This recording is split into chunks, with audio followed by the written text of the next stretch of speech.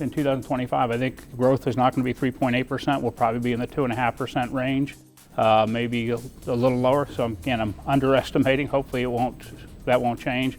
Unemployment is likely to stay roughly where it is, 3.7%, 3.8%. You know, the changes that we've seen in the mountains are starting to already take effect. FEMA has put $415 million into that area. So again, I do see the economy doing pretty well for 2025. I do not see a recession happening. Caveat is two things. Number one, we're still dealing with inflation a little higher than normal. It's about 2.5 to 2.8% when you look at core inflation, PC, core inflation, private personal consumption expenditures. That's higher than the Fed's mark of 2%. I'm guessing that the Fed is not going to change interest rates in January. The tariffs are going to be a different issue now. And I was talking with Ben about this. Personally, I don't think we're going to see the 25% tariff and the 35% on Chinese goods. So if he does impose these tariffs, we're going to see a big impact in North Carolina. We are the 14th largest exporter of the 54 jurisdictions, states, and territories. North Carolina is the 14th biggest exporter. And our three largest exporting countries, Mexico, Canada, and China. And so it's really going to impact North Carolina a lot if these tariffs do come into play. We can't continue to grow as a state if we don't deal better with how we handle child care. I'm proposing that we do something radical, and that's completely change education in North Carolina. I think that we have not changed education since the 1800s. I'm a proponent of starting school at age 3, moving 11th and 12th grade to the community college. My community college president is right over there from CCCC, and I still serve on their board. This is my last year, though. I have to come off after this year. Sorry, but we just need to take a hard look at education and how and also I want to turn education into statewide year-round schools.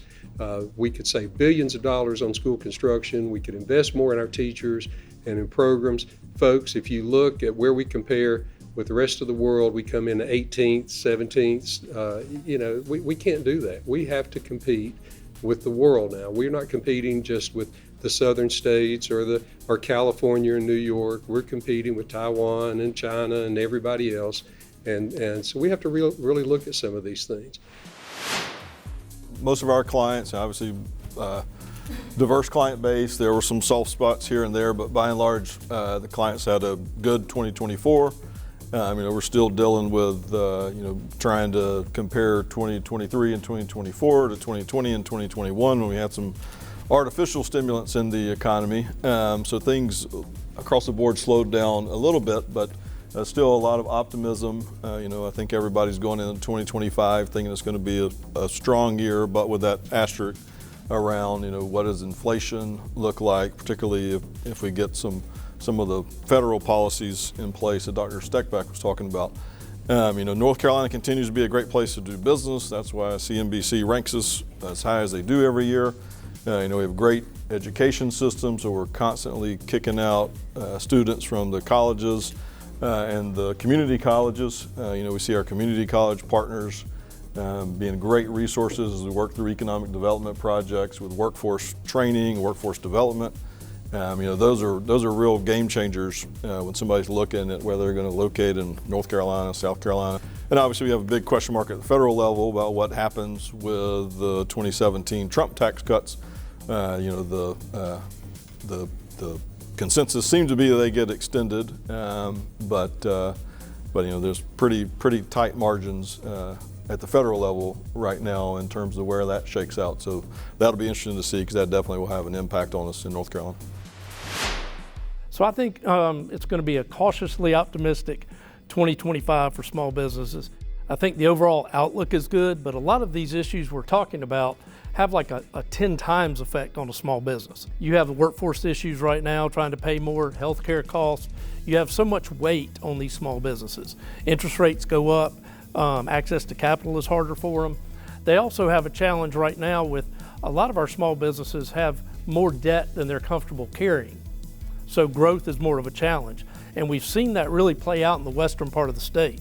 So many of these small businesses, they have the access to some capital, whether it's disaster capital or anything like that, but they're like, I still have disaster capital from the pandemic. I'm still sitting on debt. Do I want to take more debt to survive? So I think we're going to see a challenge with some of that.